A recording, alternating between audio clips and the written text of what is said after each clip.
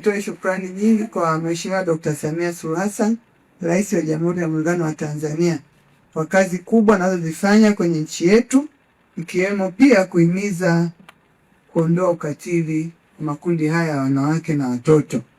Na mimi nimsemee kuwa tumemsikia mara nyingi akiwa anaeleza kuwa anatamani ukatili uishe kwenye makundi mbalimbali na mpaka kufika kuanzisha vitu mbalimbali ambavyo pia vimekuwa na mchango kwenye hii kazi ambayo tunaifanyia leo, ikiwemo kuanzisha Mama Samia Legal Aid.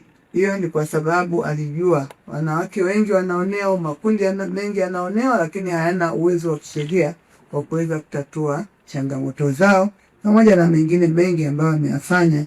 Tunampongeza sana Mheshimiwa Rais.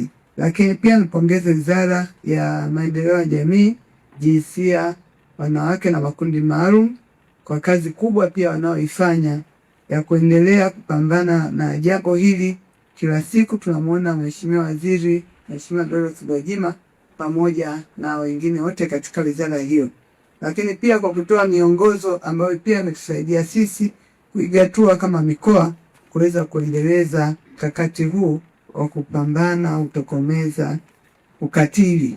Lakini tunafahamu pia mabadiliko haya, umeaje makao makuu kuja Dodoma umeleta mabadiliko makubwa katika mkoa wetu. Mabadiliko haya yanachochea ukuaji wa haraka wa mji, ongezeko la idadi ya watu, pamoja na ongezeko la shughuli za kiuchumi, ambayo hakika ni mambo chanya. Pamoja na hayo, zipo changamoto na matukio mbalimbali pia yameongezeka, hususan katika maeneo ya umma kama vile masoko, minada, vituo vya usafiri na sehemu za burudani. Tumeona ongezeko la mambo ya ukatili yakijitokeza. Anasema kila jambo zuri na baya linaambatana nalo. Tabia pia zimekuja mpya za kutoka maeneo mbalimbali. Kwa hiyo ndio maana tunashuhudia pia mambo ya ukatili yakiendelea kuwepo.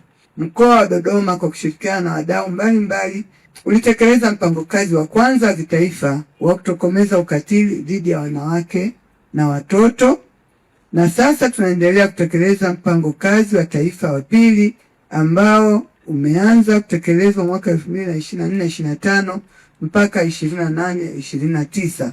Mpango hiyo inaendana na dira ya maendeleo ya taifa, malengo ya maendeleo endelevu 2030 pamoja na ajenda 2063 ya Umoja wa Afrika.